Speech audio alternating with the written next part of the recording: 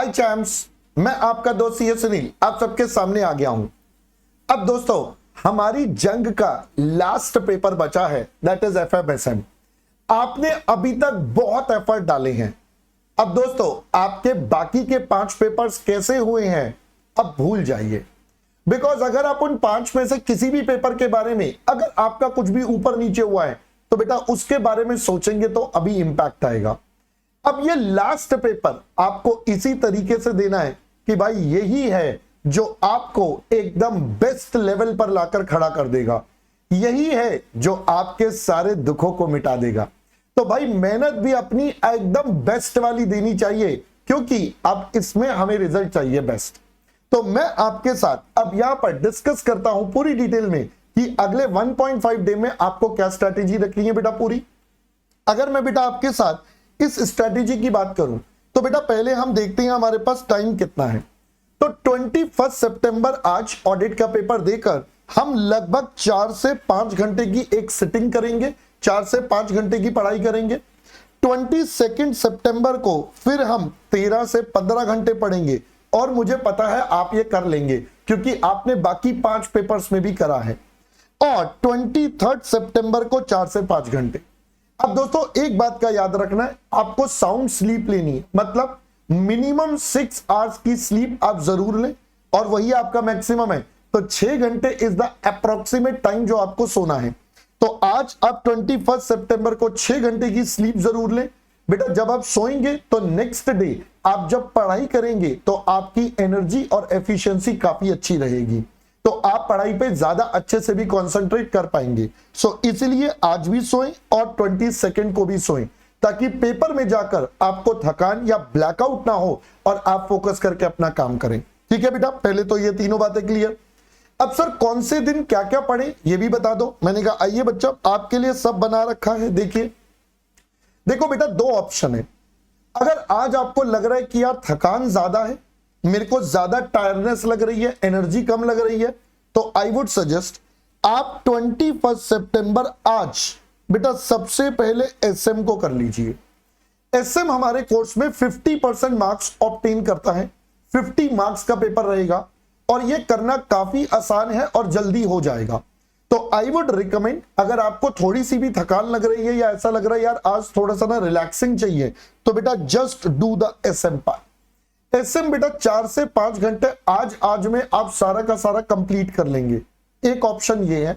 अब सर ये करे कैसे, तो बेटा आपके पास आपकी नोटबुक है, नोट्स है, उससे कर लीजिए, वरना मैराथन है बेटा 7 साढ़े 7 घंटे में हमने पूरा एसएम आपके साथ डिस्कस करा हुआ है। आप वो मैराथन सुन लीजिए। अगर आप 2x पर सुनते हैं तो ऑब्वियसली वो 4 घंटे में 4.5 घंटे में अप्रोक्सीमेटली खत्म हो जाएगा। तो आपका 4 घंटे में पूरा का पूरा एसएम अभी के अभी रिवाइज हो जाएगा। अब याद रखना है बेटा एसएम के अंदर जब आप मैराथन से देखें या नोट्स पढ़ें तो मेक श्योर आप अपनी हेडिंग्स को याद करें, सेम पैटर्न जैसे हमने क्लास में आपके साथ करा है।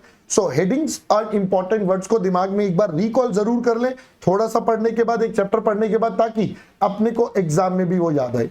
तो एक ऑप्शन आज एसएम कर ले। दूसरा ऑप्शन सर, दूसरा ऑप्शन एफएम शुरू करें, cost of capital, leverage, capital structure.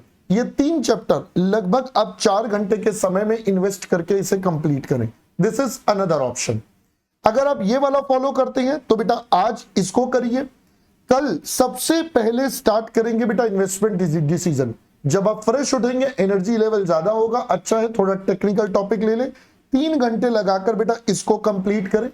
Then अगले 3 घंटे में you will have dividend, working capital and receivable. ये next 3 hours will be devoted to ratio, theory of chapter 1 and 2, cash management. Inventory नहीं पढ़ेंगे तो चलेगा, इसमें कुछ है नहीं, बट मैंने लिख दिया क्योंकि हमारे करिकुलम में इंस्टीट्यूट ने मॉड्यूल में दे रखा है। बट इसको नहीं पढ़ेंगे तो चलेगा क्योंकि अभी कॉस्टिंग का पेपर दे के आए, ईओक्यू लेवल्स अगर आप सॉर्ट आउट कर सकते हैं। तो मेन ये 3 चीजें बेटा आपके पास है। मैंने आपको समय टाइम लिमिट के साथ बता दिया कि इसमें कितना कितना समय आपको डिवोट करना है, लगभग कितने में होगा। पढ़ने का तरीका सबसे पहले प्रेफरेबल है अपने नोट्स गो थ्रू करें और अपने क्लास के क्वेश्चंस करें।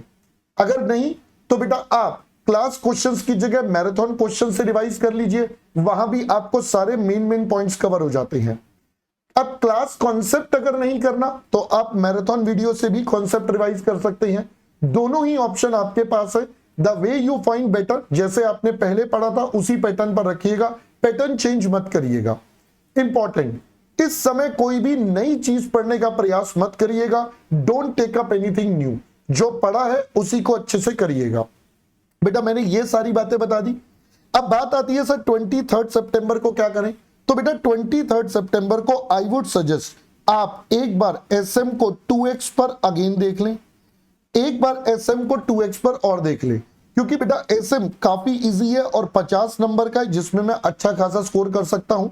दूसरा, आप अपने कॉन्सेप्ट को एक बार और रिवाइज कर लें, that is what you can do on the 23rd। तो बेटा 23rd को जब हमारा वो अंतिम घड़ी है, जिस दिन हमारी पढ़ाई काम आऊगी, उस दिन आपके पास ये ऑप्शन है। अब एक बात का और ध्यान रखिएगा बेटा, एग्जाम में जब आप एग्जाम देने जाएंगे तो घबराइएगा मत।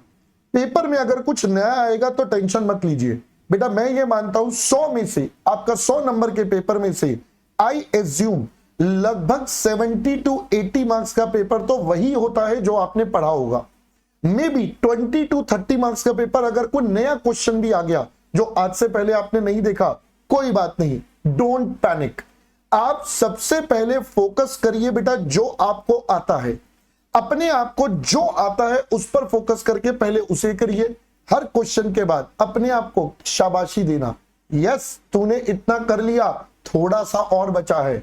इस तरीके से आप चलेंगे तो मेरी एक्सपेक्टेशन है अगर आप 80 मार्क्स का पेपर भी अटेम्प्ट करते हैं तो आप आराम से क्वालिफाई कर जाएंगे, टेंशन नहीं रहेगा। ऑल्दो मैं तो दिल से चाहता हूं आपके 90 प्लस मार्क्स आए और आप लेकर भी आएंगे, but I am saying in a worst case scenario कि अगर पेपर में कोई टेक्निकलिटीज आ गई, कोई ट्विस्ट आ गए, तो भी आपके पास क्या ऑप्शन है। ठीक है दोस्तों, उम्मीद करता हूं अब ये आपको सारी बातें समझ में आ गई होंगी। अब और एक इंपॉर्टेंट बात, बेटा केस स्टडी वाले क्वेश्चन सबसे लास्ट में ट्राई करिएगा, क्योंकि वो क्वेश्चन लेंथ पर होंगे, उनको पढ़ने में समय ज्यादा लग जाएगा बजाय कि आपका काम करने के। तो I would recommend case study वाले क्वेश्चन सबसे लास्ट में हैंडल करिएगा, पहले बाकी का पार्ट कर लीजिएगा जो अच्छे से आता है। ठीक है, सो फाइनली दोस्तों अब वो समय है जब आपको करना है ये अंतिम पेपर। तो जस्ट थोड़े से और एफर्ट डालिए, अपने आप को थोड़ा सा और पुश करना है और इस एग्जाम को भी एकदम जबरदस्त तरीके से करके आना है। तो दोस्तों I wish you all the best for your exam. उम्मीद करता हूं हम सब इस पेपर को बहुत अच्छे से निभा कर आएंगे। ऑलराइट, सो इस बार फाइनली एक बार और चक दे।